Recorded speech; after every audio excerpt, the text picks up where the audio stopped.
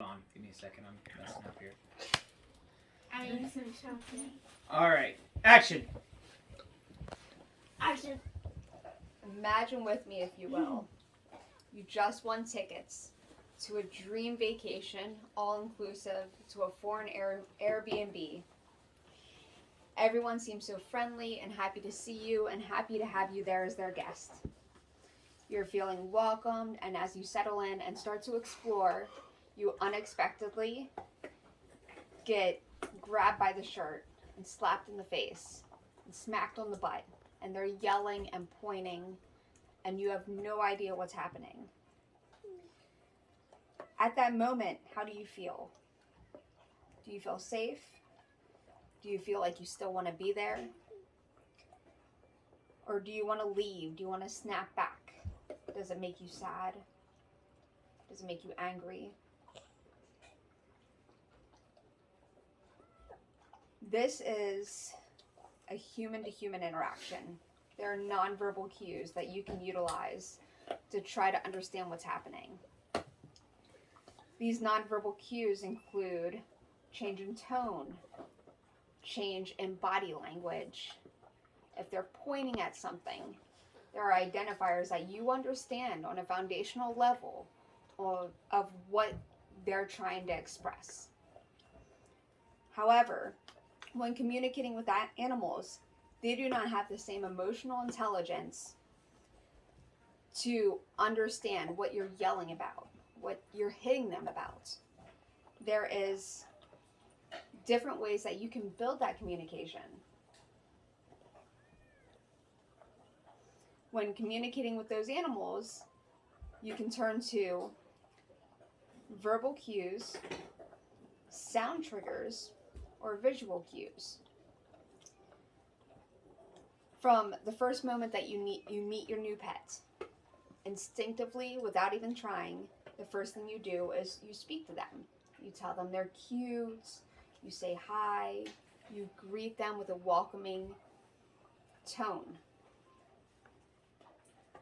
Everyone does this despite knowing that that animal does not speak their language. When initiating a verbal cue with a new pet, it is very important to be consistent with everything that you're training them for. Keep the words very short and the phrases short as well. Same with consistency in tone and delivery. This will help them learn that cue faster.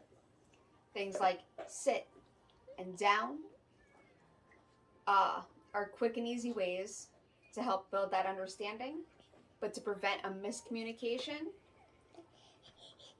you don't want to use the word down for get off the furniture when you're using down for lay down, because that'll create that confusion of, do you want me to lay down on the furniture?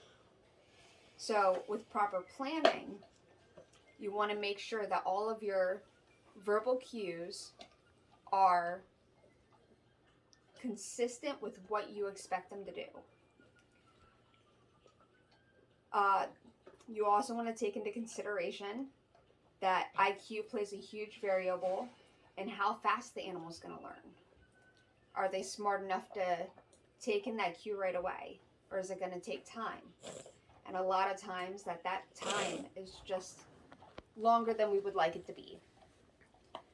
So patience is a necessity for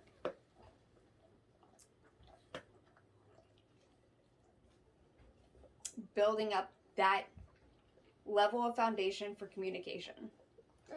Next would be sound triggers. A lot of times people use clickers, and that is one of Pavlov's